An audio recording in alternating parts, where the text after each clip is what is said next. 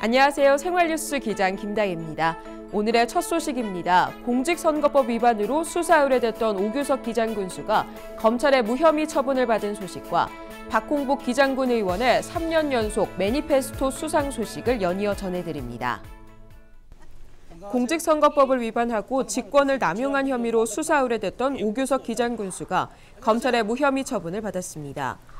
부산지검 동부지청은 전국공무원 노동조합 부산지역본부 기장군 지부에서 오규석 기장군수를 상대로 제기한 수사 의뢰 사건을 무혐의로 종결 처리했다고 지난 11일 밝혔습니다.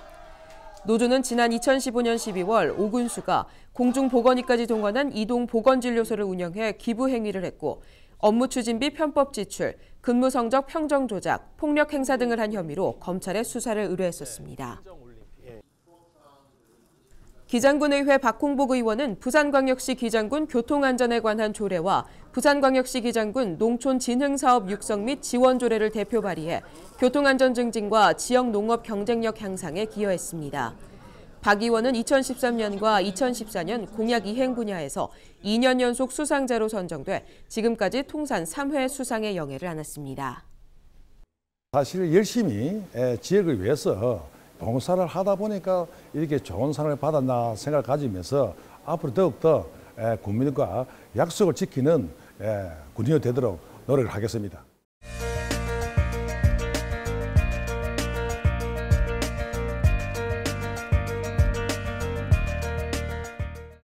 기장군 지역의 소식을 전해드리는 기장통 순서입니다.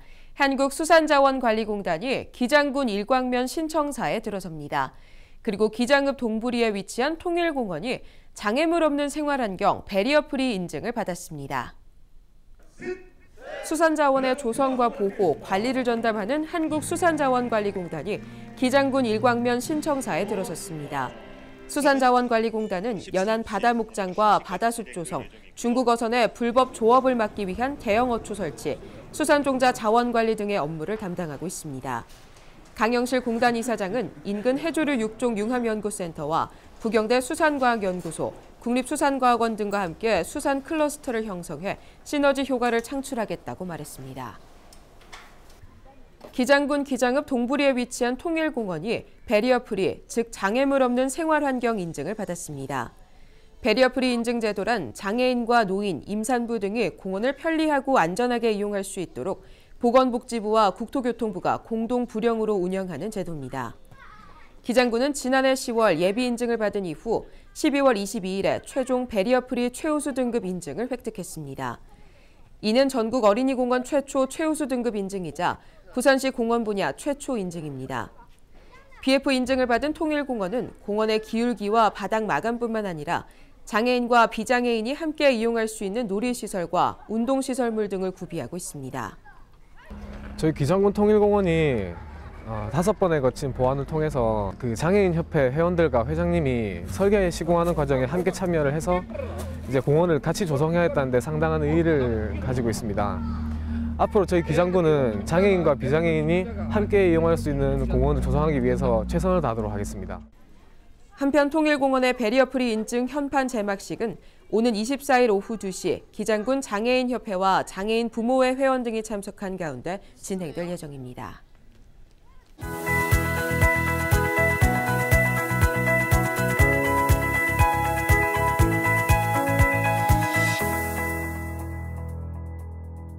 안녕하세요. 군보 소식을 전해드리는 기장군 미래전략가 신현영입니다. 신문으로 본 기장, 그동안 어떤 소식들이 있었는지 함께 보시죠. 첫 번째 소식입니다. 기장문화예절학교가 여성가족부가 주관하고 한국청소년정책연구원에서 진행한 2016 전국 청소년 수련시설 종합평가에서 최우수 수련시설로 선정됐습니다. 이로써 예절학교는 2009년 개관 이래 2011년, 2014년, 2016년 평가에서 3회 최우수 청소년 수련시설로 선정돼 명실상부 최고의 청소년 수련시설로 자리매김했는데요. 예절학교는 충효 예를 중심으로 다양한 예절 교육과 전통 전래 문화의 즐거운 체험 등 다양한 청소년 활동 프로그램을 운영하고 있습니다. 다음 소식입니다. 일광면 칠안마을의 변화를 소개합니다.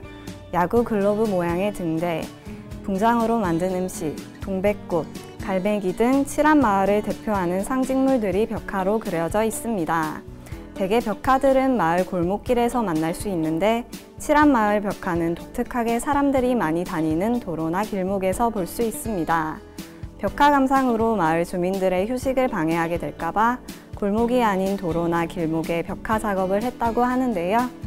여러분들도 칠한 마을 방문하시면 벽화 꼭 한번 둘러보시길 추천드립니다. 다음 소식입니다.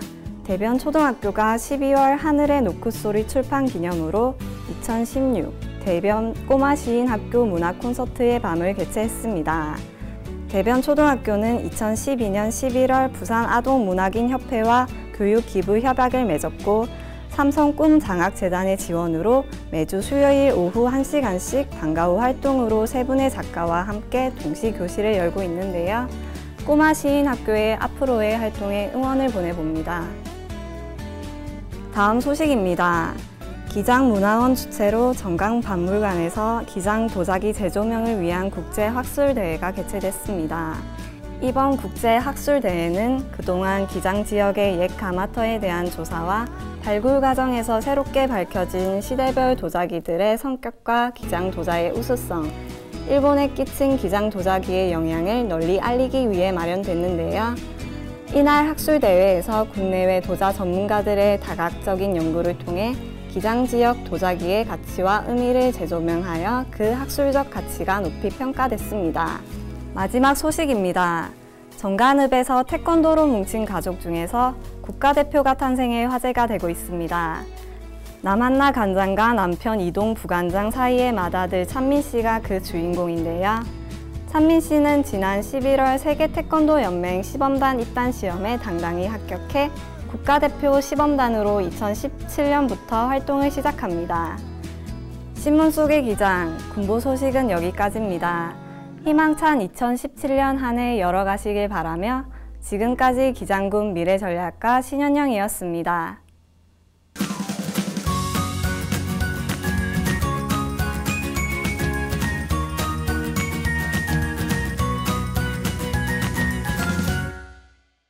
우리 동네 이야기 순서입니다. 동해선 부전 일관 구간 개통 이후 기장역을 이용하는 승객이 대폭 증가했습니다. 그리고 기장군이 전국에서 처음으로 방역 전담 조직을 신설합니다. 또 기장군은 55세 이상 아파트 경비원의 고용 안정을 위해 보조금을 지원하는 조례를 만들었습니다. 동해선 부전 일관 구간 개통 이후 기장역을 이용하는 승객이 증가한 것으로 나타났습니다. 코레일 부산 경남본부는 지난달 30일 동해선 복선 전철 개통 이후 기장역 승객은 기존 하루 평균 900여 명에서 5,200여 명으로 5배 이상 증가했습니다. 신설된 일광역도 하루 평균 승객 6,600여 명이 이용하고 있는 것으로 나타났습니다. 코레일 측은 동해선 개통 이후 부산역에서 지하철을 타고 환승역에서 갈아탈 경우 1시간 만에 기장에 도착할 수 있고 요금도 버스보다 저렴한 1,400원이어서 승객이 많은 것으로 분석하고 있습니다. 기장군이 전국에서 처음으로 방역 전담 조직을 신설한다고 10일 밝혔습니다. 기장군은 주민의 생명과 재산을 보호하기 위해 각 부서의 협업과 위기 상황에 효과적으로 상시 대처하기 위한 컨트롤타워 조직의 신설을 추진 중이며 기존의 기구를 개편해 부군수 직속으로 두는 방안으로 진행될 전망입니다. 이는 전국 기초단체 단위에서는 처음 시도되는 것으로 사람과 동물이 같이 감염될 수 있는 질병에 대한 방역 전담기구 설치를 통해 국가 감염병 대응 체계가 정립되고 촘촘한 방역망이 구축될 수 있도록 최선을 다하겠다고 기장군은 덧붙였습니다. 기장군이 55세 이상 아파트 경비원의 고용 안정을 위해 보조금을 지원하는 조례를 만들었습니다. 이는 충남 아산시에 이어 전국에서 두 번째로 기장군은 조례 통과를 위해 아파트 경비원 고용 유지와 창출 촉진을 위한 특별 지원 조례안을 입법 예고하고 17일까지 의견을 받기로 했습니다. 조례안을 보면 55세 이상 경비원에게 평균 연봉의 최대 30%까지 고용 보조금을 지원하는 것을 내용으로 하고 2021년까지 5년 동안 한시적으로 적용합니다. 기장군이 실태조사를 벌인 결과 기장 지역 아파트에 근무하는 경비원 중 55세 이상은 234명으로 나타났습니다. 정관박물관이 6일부터 21일까지 겨울방학을 맞아 박물관을 어린이와 가족 단위 관람객을 위한 다양한 체험학습 프로그램을 운영합니다. 6일과 7일은 6, 7세 유아를 대상으로 하는 꿈나무 박물관 나들이가 10일부터 14일까지는 박물관 특별기획전과 연계해 초등학생들을 대상으로 입체 퍼즐로 성벽을 만들어보는 기장을 지켜라가 진행됩니다. 또 조선시대 통신수단인 봉수를 LED 램프로 직접 만들어보고 삼국시대 가옥을 제작해보는 등 다양한 프로그램이 마련됩니다. 동부산 관광단지 테마파크의 놀이시설과 부대시설이 2019년부터 문을 열 전망입니다. 부산도시공사는 테마파크 사업자인 주식회사 오시리아 테마파크 PFV가 구체적인 개발 계획을 담은 사업계획서를 제출했다고 밝혔습니다. 계획서에 따르면 테마파크의 각종 놀이시설과 뉴질랜드 스카이라인사의 루지를 비롯해 31개의 놀이시설이 들어설 예정입니다. 도시공사는 올해 3월 테마파크 조성계획 변경 승인을 신청하고 추진합니다. 시설이 완공되면 연간 방문객이 361만 명에 달할 것으로 추산됩니다. 지금까지 생활뉴스 기장이었습니다. 시청해주신 여러분 고맙습니다.